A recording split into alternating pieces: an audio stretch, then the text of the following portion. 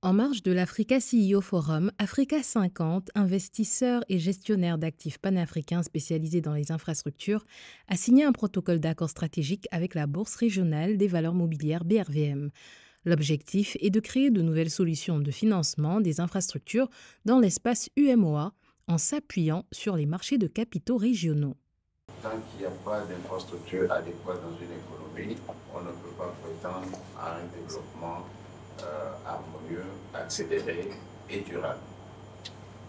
Mais naturellement, vous le savez, sur notre continent, la question de la qualité des infrastructures se pose avec acuité et cela a pour conséquence de limiter la croissance de notre continent et aussi est un facteur de fragilité dans la soutenabilité du développement de l'Afrique.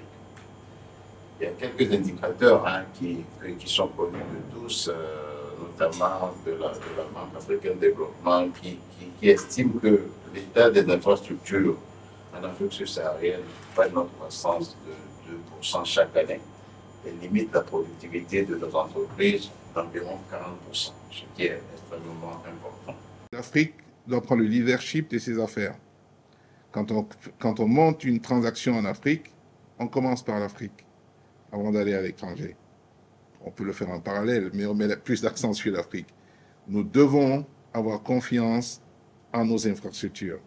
Et c'est un petit peu le sens de notre partenariat avec la BRVM, c'est de dire, bon, nous avons une structure Africa 50 dont le métier est de préparer les projets et d'investir dans un projet d'infrastructure, de les structurer de manière prudente aux standards internationaux.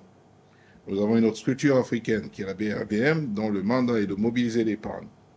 Eh bien, c'est un mariage évident. Notre continent regorge d'opportunités. Nous devons les saisir.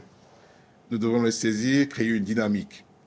Et ce qu'on essaie de faire aujourd'hui. Selon les dernières données de la Banque mondiale, les besoins en infrastructures sur le continent sont estimés à 170 milliards de dollars par an.